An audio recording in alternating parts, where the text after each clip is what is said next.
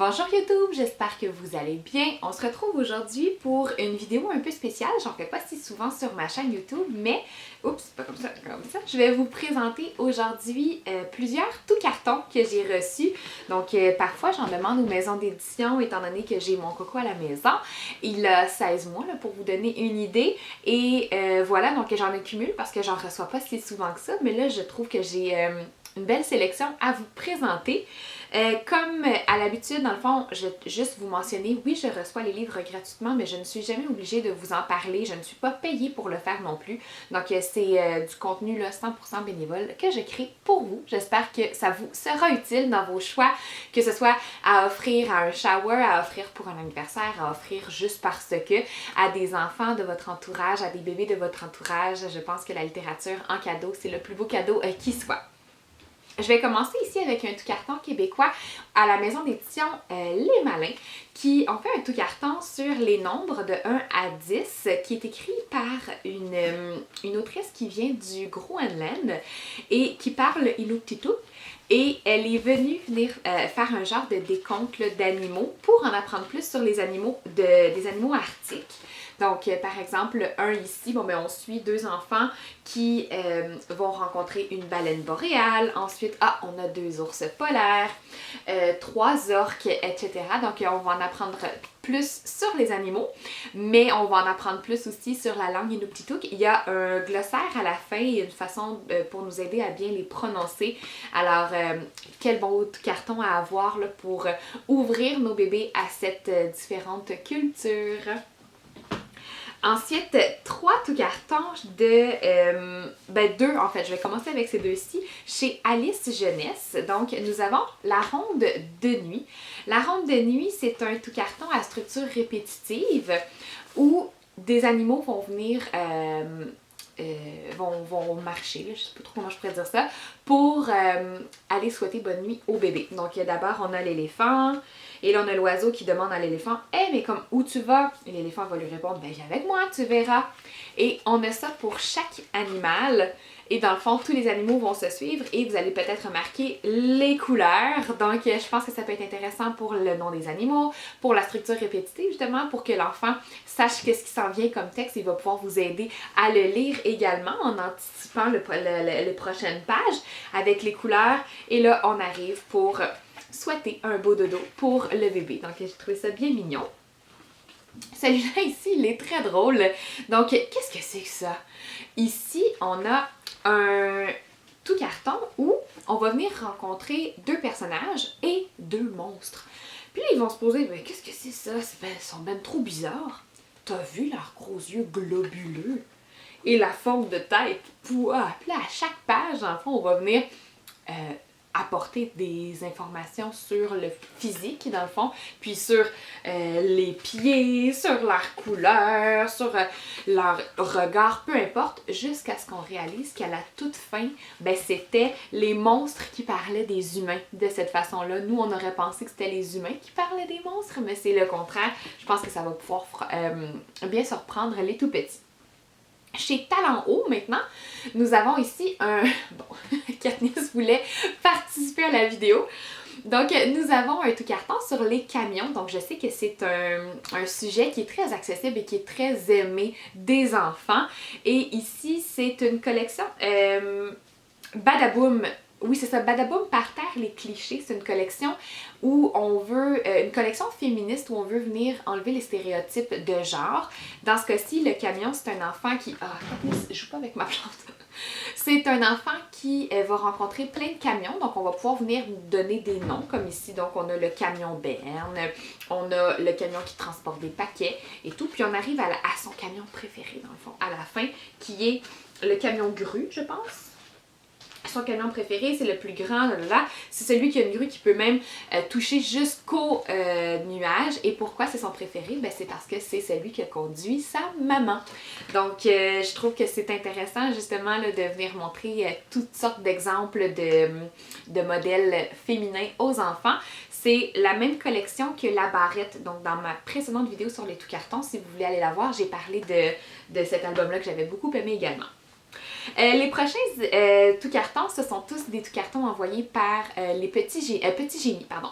Édition Petit Génie, c'est, je pense, une de mes maisons préférées, maisons d'édition préférées pour les tout petits parce qu'ils offrent une variété immense et je trouve qu'ils sont tellement beaux visuellement, qu'ils sont tellement pertinents, ces tout cartons-là, et qu'ils sont comme riches. En tout cas, je vais vous les présenter. Là. Ici, on a une collection que Colin adore, comme ça se peut pas. C'est Ne touche jamais un. Donc là, dans ce cas-ci, c'est le éléphant. Et là, celui-là, il est le fun, il est le fun. Puis dans le fond, à chaque page, on a une texture qu'on peut venir gratter. Tous les bébés passent par la passe qui veulent tout gratter. Alors c'est vraiment toujours un coup de cœur ici.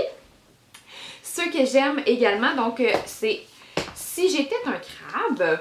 Et on a du mouvement associé, puis les enfants vont venir devoir faire bouger. Il y a comme des actions là, à faire dans chacune des pages, mais en même temps, on en apprend plus sur les animaux.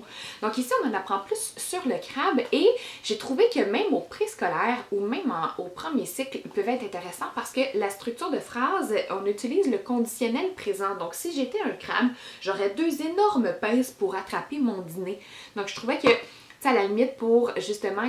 Pourquoi pas composer un texte à la manière de Mathieu Fortin pour venir présenter une espèce animalière, donc un animal, pardon. On pourrait venir présenter cet animal de si j'étais celui-là, ben voici ce que je pourrais faire. Je trouve que c'est intéressant pour l'usage en plus du conditionnel. Et on a ici le si j'étais un panda qui reprend dans le fond là, cette même structure-là. Ce que j'ai beaucoup aimé puis on a tout de suite remarqué à la maison que ça faisait une différence, ce genre de tout carton-là où les enfants ont à manipuler puis à faire une action dans le fond là, avec les pages, ben regardez ici, il faut qu'ils tirent, mais la maison d'édition, ils sont venus faire une découpe. C'est tellement plus facile pour les enfants comme ça. Immédiatement, Colin a réussi à tirer la languette pour faire le mouvement là, dans le panda. Donc ça, c'était la première fois que je le voyais dans un tout carton. Même des autres maisons d'édition, c'est pas aussi facile que ça. Alors, bravo pour ça. Ensuite, 2 immenses coups de cœur. C'est une collection que j'aime beaucoup qui est créée par une orthophoniste. C'est, dans ce cas-ci, nous, on a... les premiers mots, les premiers animaux aussi, je pense. Là, c'est mes premières sorties et ma journée. C'est un imagier avec une super belle illustration. Puis, on a les mots aussi associés avec chacun. Donc ici, là, on sort chez mes grands-parents. Qu'est-ce qu'il pourrait y avoir chez mes grands-parents? Un tapis, un chien, une porte, une photo, une plante. Donc, pour stimuler le vocabulaire des enfants, c'est génial. Mais j'ai vraiment adoré celui-là parce que là, c'est, oui, un imagier, mais là, on utilise des phrases au « je ». Donc, le matin, le lever, je me réveille, je m'habille, je me peigne les cheveux, je brosse mes dents, je prends mon petit déjeuner, je me prépare à sortir, je prends mon sac. Donc, c'est vraiment toutes des actions que les enfants vont connaître et pour venir justement stimuler leur langage, j'ai vraiment beaucoup aimé celui-là. Encore une fois, créé par cette même orthophoniste qui est allée cibler exactement les mots qui sont accessibles pour les tout petits. Là, je les ai mis ces deux-là dans les tout cartons, même si en tant que tels, ils ne sont pas en carton, mais les pages... celui-là, il est en carton. Bon, c'est le prochain qui ne l'est pas tout à fait. Ici, nous avons Je t'aime comme tu es. On avait, dans la dernière vidéo de tout carton, on avait Je t'aime maman, je t'aime papa. Ici, Je t'aime comme tu es. C'est une déclaration d'amour, surtout pour l'amitié. Donc, et on a toujours des relations... qui sont peu probables dans la littérature. Là. Donc ici, on a un petit clin d'œil à la fable. Donc le lapin, la tortue. Ici, on a un hibou et une taupe, un singe, un paresseux. Puis c'est de montrer leurs différences, mais qu'ils s'aiment comme ils sont. Puis même que leurs différences font en sorte que ça a un impact sur eux-mêmes. Je vais donner un exemple. Par exemple... même s'il y a des jours où tu pensais te reposer, tu es constamment prêt à m'écouter et à t'amuser. Donc, même si tu as envie d'être tranquille, je saurai à tout coup me rendre utile. Donc, de voir comment leurs différences peuvent être une richesse dans leur relation. Et celui que je n'ai pas vraiment, qui n'est pas vraiment un tout carton, c'est une encyclopédie de l'imaginaire. C'est écrit par Valérie Fontaine. Et les pages, donc, sont pas cartonnées, mais ils sont plastifiés. Et tu sais, quand je parle des détails, ils sont vraiment réfléchis, là, ces livres-là, avec les pages qui sont arrondies aussi. C'est tellement plus facile pour les enfants, l'aspect justement là, qui sont plastifiés. Et ce qui est super intéressant, tu sais, on m'aurait demandé, Annie, fais une encyclopédie sur le monde imaginaire. Je pense pas que j'aurais été capable de trouver autant de choses que Valérie Fontaine. Ça m'a vraiment impressionnée. À chaque fois que je tournais les pages, j'étais comme, ah ben oui, tu sais là ici on a, ah, d'où viennent les histoires? Ensuite on a, ah, plein d'objets magiques. C'est quoi les objets magiques qu'on retrouve généralement dans l'imaginaire? Les personnages. Ensuite, on a un aspect sur les créatures animales. On a sur la mythologie grecque. On a les créatures légendaires. Les pirates. En route vers la science-fiction.